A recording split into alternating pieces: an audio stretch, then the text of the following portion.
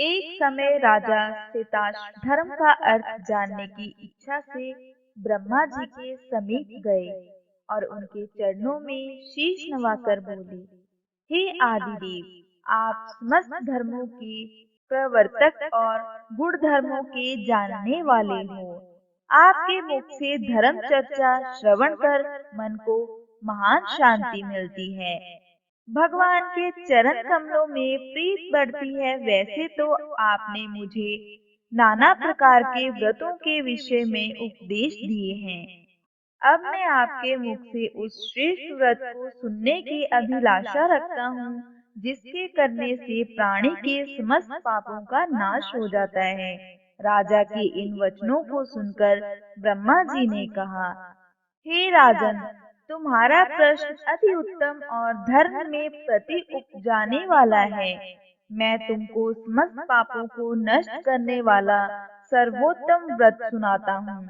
यह व्रत ऋषि पंचमी के नाम से विख्यात है। इस व्रत को ग्रहण करने वाला प्राणी अपने समस्त पापों से सहज ही छुटकारा पा लेता है। उसे नरक में कदापि नहीं जाना पड़ता। इस व्रत का एक अति प्राचीन इतिहास और भी है। उस इतिहास को मैं तुम्हारे सम्मुख वर्णन करता हूँ। एक समय की बात है कि विदर्भ देश में उतंक नामक ब्राह्मण अपनी पतिव्रता पत्नी के साथ निवास किया करता था। उस ब्राह्मण दाम्पत्य के एक पुत्र और एक पुत्री थी। उसके पुत्र का नाम सुविभूषण था। वह कुशग्र और तीक्ष्ण बुद्धि वाला था। उसने अल्प काल में ही चारों वेदों को पढ़ लिया था। हे राजन, उतंक ने अपनी पत्नी के परामर्श से अपनी पुत्री का विवाह एक सुयोग्य ब्राह्मण कुमार के साथ कर दिया, किंतु भगवान की गति ही कुछ ऐसी थी कि कन्या विवाह के एक माह पश्चात ही विधवा हो गई।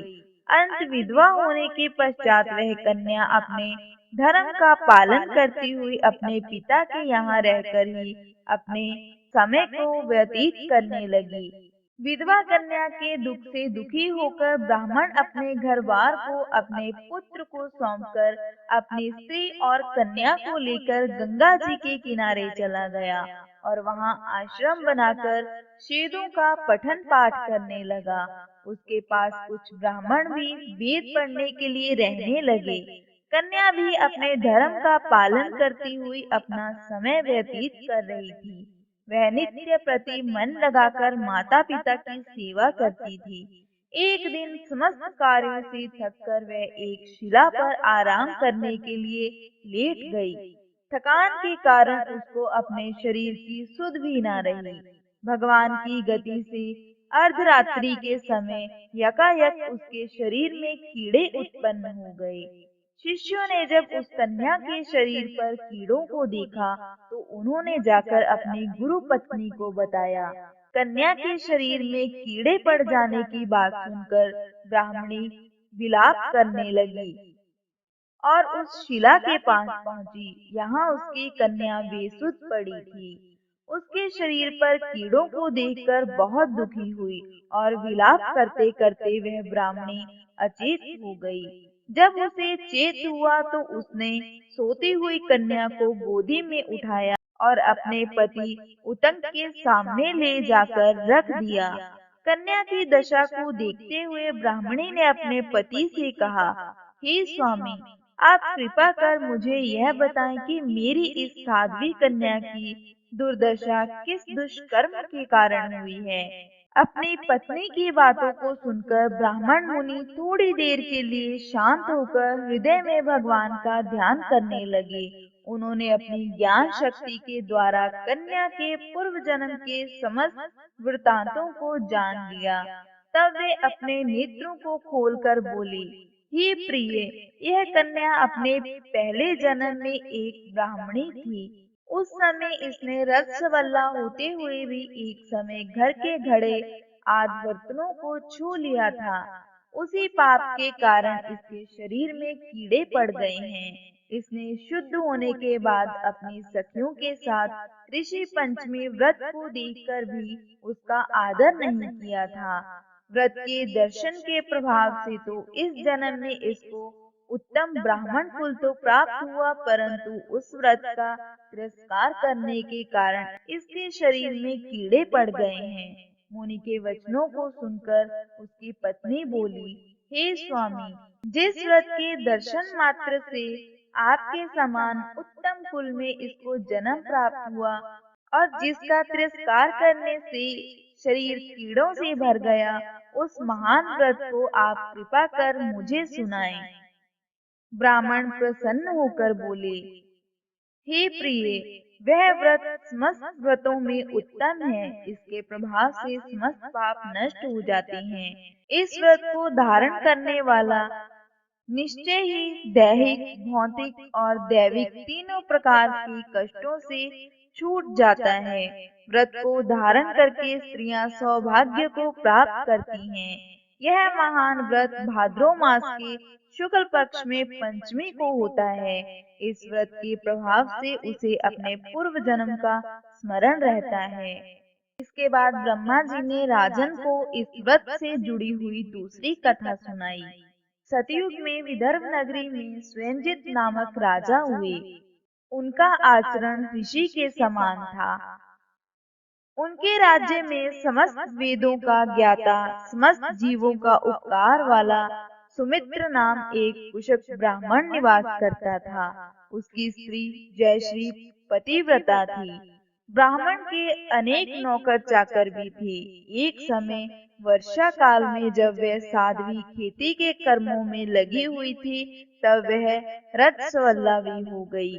हे राजन, उसे अपने रजस्वला होने का भास हो गया, किंतु फिर भी वह घर गृहस्थी के कार्यों में ही लगी रही। कुछ समय के पश्चात दोनों स्त्री पुरुष अपनी अपनी आयु भोगकर मृत्यु को प्राप्त हुए। जयश्री अपने ऋतु दोष के कारण कुतिया बनी और सुमित को रजस्वला स्त्री के संपर्क में रहने के कारण बैल की योनि प्राप्त हुई। क्योंकि ऋतु दोष के अतिरिक्त इन दोनों का और कोई अपराध नहीं था, इस कारण इन दोनों को अपने पूर्व जन्म का समस्त विवरण याद रहा। वे दोनों कुतिया और बैल के रूप में रहकर अपने पुत्र सुमित के यहाँ पलने लगे। सुमित धर्मात्मा था और अतिथियों का पूजन सत्कार किया करता था। अपने पिता के श्राद्ध के दिन उसने अपने घर ब्राह्मणों को जिमाने के लिए नाना प्रकार के भोजन बनवाए। उसकी स्त्री किसी काम से बाहर गई हुई थी कि एक सर्प ने आकर रसोई के बर्तन में विष उड़ेल दिया। सुमित की माँ कुतिया के रूप में बैठी हुई यह सब देख रही थी। अंत उसने अपने पुत्र को ब्रह्म हत्या के पाप से बचाने की इच्छा से उस बर्तन को स्पर्श कर लिया। सुमित की पत्नी से कुतिया का यह कृत्य सहा न गया और उसने एक जलती लकड़ी कुतिया के मारी।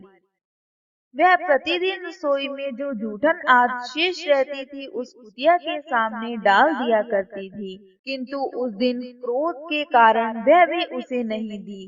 तब रात्रि के समय भूख से व्याकुल होकर वह कुतिया अपने पूर्व पति के पास आकर बोली, हे नाथ, आज मैं भूख से मरी जा रही हूँ। वैसे तो रोज ही मेरा पुत्र खाने को देता था, मगर आज उसने कुछ नहीं दिया। मैंने सांप के विष वाले खीर के बर्तन को ब्रह्म हत्या के भय से छूकर भ्रष्ट कर दिया था। इस कारण बहू ने मारा और खाने को भी नहीं दिया। तब बैल ने कहा, हे भद्रे, तेरे ही पापों के कारण मैं भी इस योनि में आ पड़ा हूँ। बोझ ढोते ढोते मेरी कमर टूट गई है। आज मैं दिन भर खेत जोतता रहा।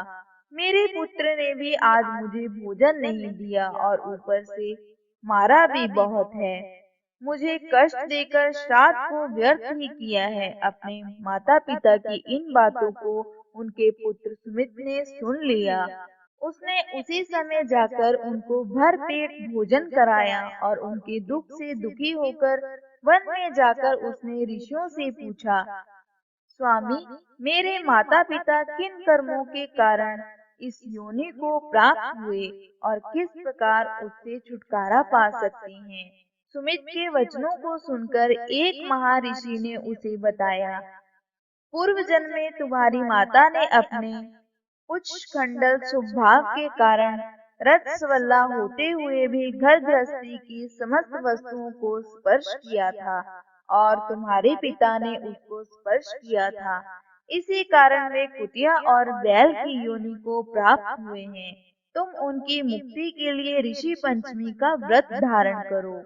इसके बाद सुमित अपने घर लौट आया और ऋषि पंचमी का दिन आने पर उसने अपनी स्त्री सहित उस व्रत को धारण किया और उसके पुण्य अपने माता पिता को दे दिए। व्रत के प्रभाव से उसके माता पिता दोनों ही पशु योनियों से मुक्त हो गए और स्वर्ग को चले गए। जो स्त्री इस व्रत को धारण करती है वह समस्त सुखों को प्राप्त करती है।